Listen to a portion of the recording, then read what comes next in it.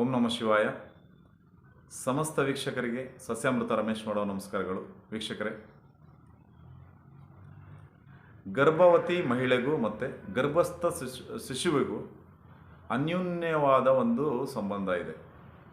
ಹೇಗೆ ಅಂತಂದರೆ, ಗರ್ಭವತಿಯ ಮನಸ್ಥಿತಿ, ಗುಣ, ಸ್ವಭಾವ, ವ್ಯವಹಾರ, ನೋಡ್ತಕ್ಕಂಥ ನೋಟ, ಮಾಡ್ತಕ್ಕಂಥ ಆಲೋಚನೆ, ತಿಂತಕ್ಕಂಥ ಆಹಾರ,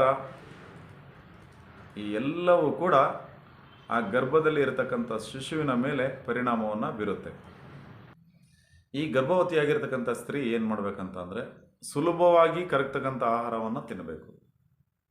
ಬೆಚ್ಚಗಿನ ಇವತ್ತು ಮಾಡಿದಂಥ ಆಹಾರ ತಿನ್ನಬೇಕು. ಬೆಳಿಗ್ಗೆ ಮಾಡಿರ್ತಕ್ಕಂಥ ಆಹಾರವನ್ನು ಸೇವಿಸಬಾರ್ದು. ಮತ್ತು ರಕ್ತ ಹೆಚ್ಚತಕ್ಕಂಥ ಆಹಾರವನ್ನು ತಿನ್ನಬೇಕು. ಸುಲಭವಾಗಿ ಕರಗ್ತಕ್ಕಂಥ ಆಹಾರವನ್ನು ತಿನ್ನಬೇಕು. ಗ್ಯಾಸ್ಟ್ರಿಕ್ ಉತ್ಪತ್ತಿಯಾಗುವಂಥ, ಉಳಿತೆಗೂ ಬರ್ತಕ್ಕಂಥ, ಅಜೀರ್ಣವಾಗತಕ್ಕಂಥ ಆಹಾರವನ್ನು ಸೇವಿಸಬಾರದು. ಮತ್ತು ಉಡುಪುಗಳು ಅಂತ ಬಂದರೆ, ಟರ್ಲಿನ್, ಪಾಲಿಸ್ಟರ್ ತುಂಬ ದೇಹಕ್ಕೆ ತುಂಬ ಅತಿ ಬೇಗ ಶಾಖವನ್ನು ಉಂಟು ಮಾಡ್ತಕ್ಕಂಥ ವಸ್ತ್ರವನ್ನು ಧರಿಸಬಾರ್ದು. ಕಾಟನ್ ಬಟ್ಟೆಗಳನ್ನು ಧರಿಸಬೇಕು. ಮತ್ತು ತುಂಬ ಬಿಗಿಯಾದ ವಸ್ತ್ರಗಳನ್ನು ಧರಿಸಬಾರ್ದು. ಸ್ವಲ್ಪ ದೇಹಕ್ಕೆ ಅಂಟಿಕೊಳ್ಳದೆ ಇರತಕ್ಕಂಥ, ಸ್ವಲ್ಪ ಸಡಿಲವಾಗಿರ್ತಕ್ಕಂಥ ವಸ್ತ್ರವನ್ನು ಇವರು ಧರಿಸಬೇಕು. ಮತ್ತು ಶುದ್ಧವಾದ ಗಾಳಿ ಅಂದರೆ ಕಲುಷಿತ ವಾತಾವರಣದಲ್ಲಿ ಇವರು ಜೀವಿಸಬಾರ್ದು. ಸ್ವಲ್ಪ ಶುದ್ಧವಾದ ಗಾಳಿಯನ್ನು ತೆಗೆದುಕೊಂಡ್ರೆ ಮಗುವಿನ ಆರೋಗ್ಯ ತುಂಬ ಚೆನ್ನಾಗಿರುತ್ತೆ ಅಂತ ಹೇಳ್ಬೋದು ಸ್ನೇಹಿತರೆ. ಮತ್ತು ಇವರ ದೃಷ್ಟಿ ಮತ್ತು ಆಲೋಚನೆಗಳು ಹೇಗಿರಬೇಕಂತ ಅಂದರೆ, ಅಸಭ್ಯವಾದ, ಅಶ್ಲೀಲವಾದ ಚಿತ್ರ ಇರ್ಬೋದು, ಮತ್ತು ಮನಸ್ಸಿಗೆ ಕ್ರೋಧವನ್ನು ಉಂಟು ಮಾಡ್ತಕ್ಕಂಥ, ಸಿಟ್ಟನ್ನು ಉಂಟು ಮಾಡ್ತಕ್ಕಂಥ ದೃಶ್ಯಗಳಿರ್ಬೋದು. ಇದನ್ನು ಇವರು ನೋಡಿದ್ದಾದರೆ ಅದು ಮಗುವಿನ ಮೇಲೆ ಕೂಡ, ಹೊಟ್ಟೆಯಲ್ಲಿ ಬೆಳೀತಕ್ಕಂಥ ಮಗುವಿನ ಮೇಲೆ ಕೂಡ ದುಷ್ಪರಿಣಾಮವನ್ನು ಬೀಳ್ತಕ್ಕಂಥ ಸಾಧ್ಯತೆಗಳು 100% ಇರುತ್ತೆ. ಮತ್ತು ಇವರ ಓಡಾಟ ಅಂದರೆ ಪ್ರಯಾಣ ಮಾಡ್ತಕ್ಕಂಥದ್ದು ತುಂಬ ಅತಿ ಹೆಚ್ಚಿನ ದೂರ ಪ್ರಯಾಣ ಮಾಡ್ತಕ್ಕಂಥದ್ದು ನಿಷಿದ್ಧವಾಗಿರ್ತದೆ. ಸಾಕಷ್ಟು ಓಡಾಟ, ದೇಹಕ್ಕೆ ತುಂಬ ಆಯಾಸವಾಗುವಂಥ ಓಡಾಟ ನಿಷಿದ್ಧ.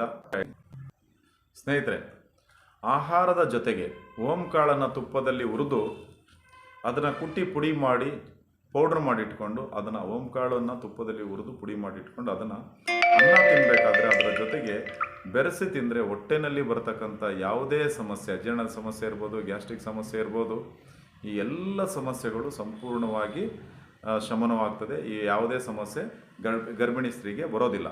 ಮತ್ತು ಪೌಷ್ಟಿಕ ಆಹಾರಗಳನ್ನು ತಿನ್ನಬೇಕು. ಡ್ರೈ ಫ್ರೂಟ್ಸ್ ಇರ್ಬೋದು, ತರಕಾರಿ ಇರ್ಬೋದು, ಸೊಪ್ಪು ಇರ್ಬೋದು, ಇದನ್ನು ಹೆಚ್ಚಾಗಿ ಸೇವನೆ ಮಾಡಬೇಕು. ಈ ಒಂದು ಪರಿಪಾಠವನ್ನು ನಾವು ಪ್ರತಿನಿತ್ಯ, ಯಾರು ಗರ್ಭಿಣಿ ಸ್ತ್ರೀಯರು ಯಾರಿದ್ದೀರಾ, ಈ ಒಂದು ಅಭ್ಯಾಸವನ್ನು ಪ್ರತಿನಿತ್ಯ ಪಾಲಿಸಿದ್ದೇ ಆದರೆ ಹುಟ್ಟತಕ್ಕಂಥ ಮಗು ಸಂಪೂರ್ಣವಾಗಿ ಆರೋಗ್ಯವಂತನಾಗಿ ಮತ್ತು ಅದರ ನಡವಳಿಕೆಯಲ್ಲಿ ಬಂದು ಯಾವುದೇ ವ್ಯತ್ಯಾಸ ನಾವು ನೋಡಲಿಕ್ಕಾಗೋದಿಲ್ಲ. ಅಂತ ಅಂದರೆ, ನಾವು ಏನೇನನ್ನು ಮಾಡಿದ್ದೀವಿ ಅದೆಲ್ಲವೂ ಕೂಡ ಸಂಪೂರ್ಣವಾಗಿ ಆ ಶಿಶು ಹುಟ್ಟಿದ ಮೇಲೆ ಅದು ತನ್ನ ಚಟುವಟಿಕೆಯಲ್ಲಿ ತೋರಿಸ್ತಾ ಹೋಗುತ್ತೆ.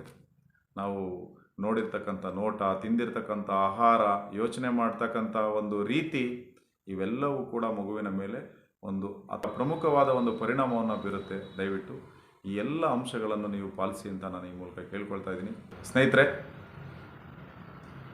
ಇಂದಿನ ಎಲ್ಲ ಎಪಿಸೋಡ್ಗಳಲ್ಲೂ ಕೂಡ ಒಂದು ಸರಳ ಮನೆಮದ್ದನ್ನು ಬಳಸಿ ಯಾವ ರೀತಿ ನಮ್ಮ ಅನಾರೋಗ್ಯ ಸಮಸ್ಯೆಯನ್ನು ಸರಿ ಮಾಡ್ಕೋಬೇಕು ಅನ್ನೋದ್ರ ಬಗ್ಗೆ ಒಂದು ಸಂಕ್ಷಿಪ್ತವಾದ ಮಾಹಿತಿಯನ್ನು ಕೊಡ್ತಾ ಬಂದಿದ್ದೀನಿ. ಮತ್ತು ಸುತ್ತಮುತ್ತಲೇ ಇರ್ತಕ್ಕಂಥ ಗಿಡಮೂಲಿಕೆಯನ್ನು ಬಳಸಿ ಯಾವ ರೀತಿ ಆರೋಗ್ಯವನ್ನು ಸುಧಾರಿಸ್ಕೋಬೇಕು, ಸರಿ ಮಾಡ್ಕೋಬೇಕು ಅನ್ನೋದ್ರ ಬಗ್ಗೆ ಒಂದು ಮಾಹಿತಿಯನ್ನು ಕೊಡ್ತಾ ಬಂದಿದ್ದೀನಿ. ಸ್ನೇಹಿತರೆ, ಸಸ್ಯಾಮೃತ ಪಾರಂಪರಿಕ ನಾಟಿ ಮನೆಮದ್ದು ಈ ಚಾನಲ್ನ ನೀವು ಸಪೋರ್ಟ್ ಮಾಡಬೇಕು. ಮತ್ತು ಯಾರು ಹೊಸಬರು ಸಬ್ಸ್ಕ್ರೈಬ್ ಮಾಡಿಲ್ಲ ನನ್ನ ಚಾನಲ್ನ, ದಯವಿಟ್ಟು ಸಬ್ಸ್ಕ್ರೈಬ್ ಮಾಡಿ. ನಿಮ್ಮ ಸ್ನೇಹಿತರಿಗೂ ಕೂಡ ಶೇರ್ ಮಾಡಿ, ಲೈಕ್ ಮಾಡಿ. ತಿಳಿದೇ ಇರತಕ್ಕಂಥ ವಿಷಯಗಳು ಯಾವುದೇ ಇದ್ದರೂ ಕೂಡ ನೀವು ಕಮೆಂಟ್ಸ್ ಮಾಡ್ಬೋದು.